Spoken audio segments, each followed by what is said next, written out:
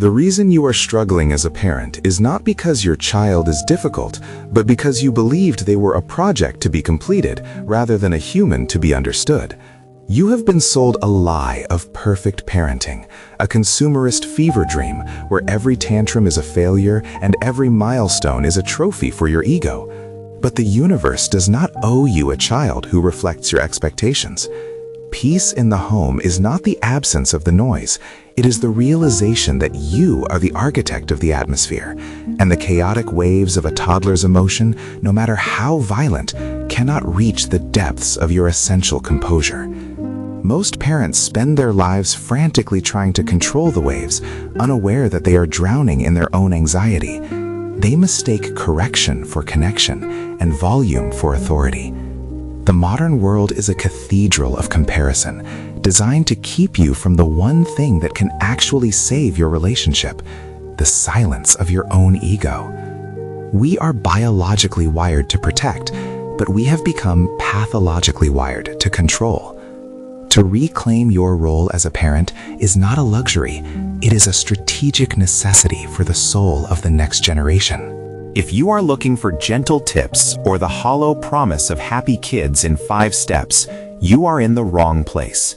We are here to discuss the architecture of internal resilience for the parent. We are here to build a fortress that no longer relies on the child's behavior to determine the parent's peace. The ancient masters of wisdom did not see family life as a distraction from the path, but as the path itself. They understood what modern psychology is only now beginning to quantify, that the parent is the primary emotional regulator for the child. If your mind is a chaotic, untrained animal, your home will follow. This is the reactive mind, a relentless loop of frustration that keeps you anchored to a past of should-haves or a future of what-ifs. To parent in stillness is to step out of the loop. It is to exercise the internal locus of control, the only true power any human being possesses.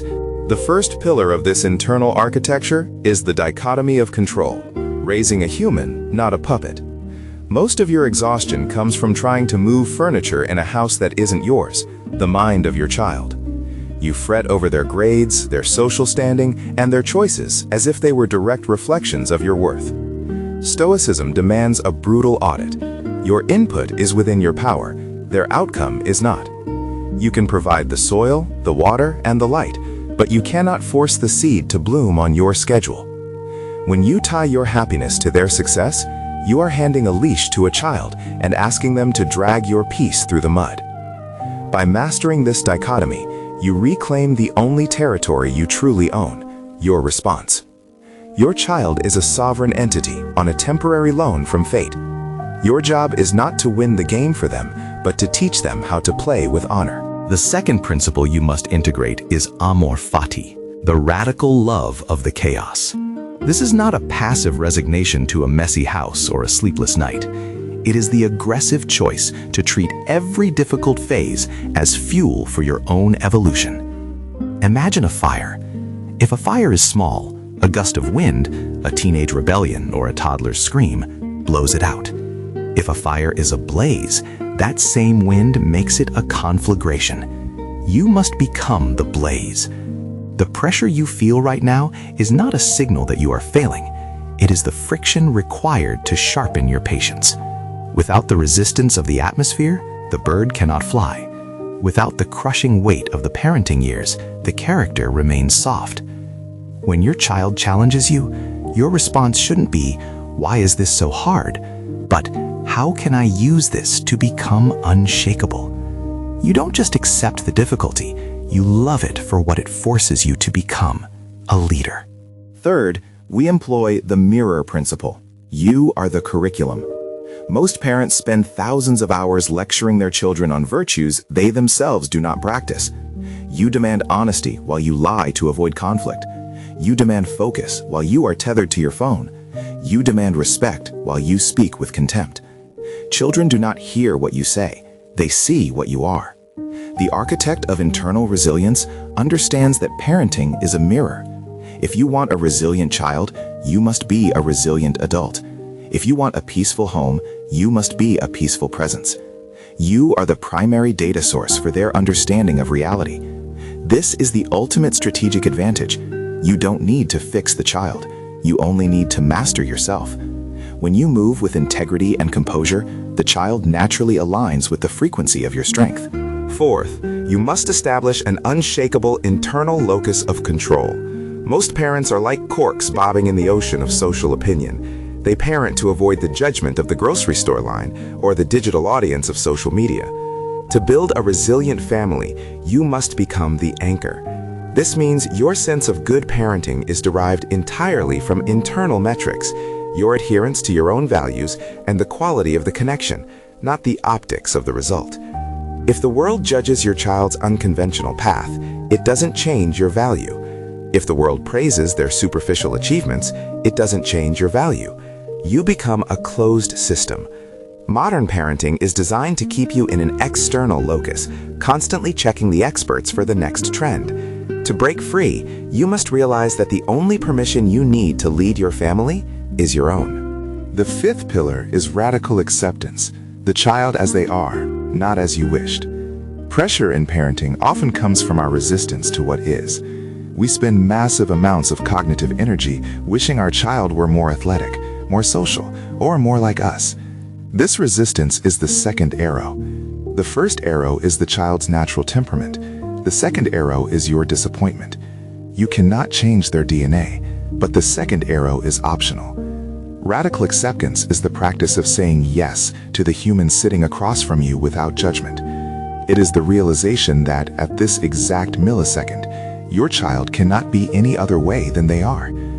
By stopping the internal war against their nature, you preserve your energy for the actual work of guiding them. You stop being a judge and start being a witness. This is where true love begins, in the wreckage of your expectations. You seek control to feel safe, but the paradox of parenting is that the more you try to control the external, their behavior, their friends, their future, the more of a prisoner you become to your own anxiety. True power is not the ability to manipulate the child to fit your desires. It is the ability to maintain your center regardless of what the child does. You are currently obsessed with fixing their behavior, but perhaps their behavior doesn't need fixing. Your lens does. The noise, the defiance, the independence, these are not bugs in the child's system. They are the features of a growing soul. You do not demand that a mountain be flat before you climb it. You simply climb. The sixth pillar of the architect's internal fortress is memento mori, the meditation on the temporal gift. Most parents treat the childhood years as a hurdle to be jumped over, a series of tasks to be completed until they reach the end. This denial is exactly why you feel so much pressure. You act as if you have forever to build this connection. Stoicism argues that the time that has passed is already dead. By bringing the reality of the fleeting nature of childhood into the present moment, you sharpen your focus. When you realize that the number of summers you have left with your child is a finite, rapidly decreasing number, the high-stakes pressure of a broken vase or a bad grade suddenly loses its teeth. You stop being afraid of their failure and start being afraid of missing their presence. Memento mori is the ultimate liberation. It allows you to strip away the trivial and commit your energy only to what is essential. The now. Seventh, we must master the inversion of obstacles. Most parents see a conflict and think, stop. The Zen strategist sees a conflict and asks, how is this the path? If your child is defiant, they are not a nuisance, they are a weight in the gym of your leadership. If they are sensitive, they are not fragile, they are an invitation to practice a more nuanced empathy. Parenting is nothing more than information. It tells you where your own emotional triggers are. Instead of resenting the child for making you angry, you should thank them for identifying the cracks in your own self-mastery. The architect doesn't wish for a child without challenges. They recognize that the challenge is the very material they must use to build a bond that cannot be broken. Eighth is the practice of voluntary hardship, building a fortress, not a cage. We live in an era of snowplow parenting, where we try to clear every obstacle from the child's path. This is a slow-acting poison. It makes them fragile. It makes the smallest failure feel like a catastrophe. To combat this, you must intentionally allow them to experience discomfort. You must let them fail, let them be cold, let them be bored, and let them be wrong. This is not an act of cruelty. It is an act of love. You are training them for the great winter of life. When you prove to them that they can be resilient and effective even when they are struggling, you break the power that the external world has over them. By refusing to rescue them when you don't have to, you ensure that when life forces them onto a difficult path, they are already veterans of the terrain. Ninth, we move to the Zen principle of the view from above. When you are in the middle of a high-pressure parenting moment, a public meltdown, or a heated argument, your perspective narrows. You develop tunnel vision, where this moment feels like it will define their entire future.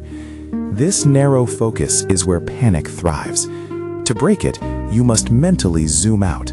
Imagine looking down at your family from the clouds, then from the orbit of the moon. See the generations of parents who have lived and died before you, all of whom had their own emergencies that are now forgotten. From this height, the crushing pressure of a toddler's tantrum becomes an invisible speck.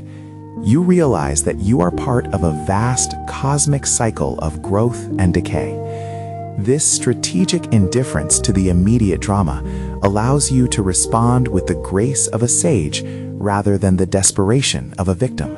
The 10th and final pillar is the discipline of virtue, character as the only inheritance. In the face of parenting pressure, the first thing most people sacrifice is their character. They use fear to demand obedience. They use shame to enforce rules. They use manipulation to get their way. But the architect knows that your character is the only thing your child will truly remember. Virtue is not a moral should. It is a competitive advantage for the soul. When you parent with integrity, justice, and courage, you eliminate the internal friction of guilt. You gain a clarity of purpose that the shortcut parents will never know. Achievement without virtue is just a sophisticated form of emptiness. You must commit to being the most honorable version of yourself, especially when your child is at their worst. Your bond is held together by the mortar of your actions, not your rules. Now, we arrive at the ultimate synthesis, the framework for total internal sovereignty in the home. The child is chaotic, the world is noisy, and the future is uncertain. You cannot change the child, but you can change the interface through which you experience them. The secret to an unshakable connection is not found in fixing the human in front of you, but in realizing that you are the one who defines what peace looks like. You are no longer chasing the perfect child, which is a fleeting emotion dependent on luck. You are chasing the flourishing of two souls through the exercise of reason and resilience. The logic is simple, yet brutal. If you can remain calm while your child panics, you have already won. If you can find beauty in the messy struggle of growth, you can never be defeated. If you can look at the worst that parenting has to offer and say, "Is this all?" then you have achieved the state of the architect. You are no longer a victim of the family storm. You have become the mountain that the storm breaks itself against.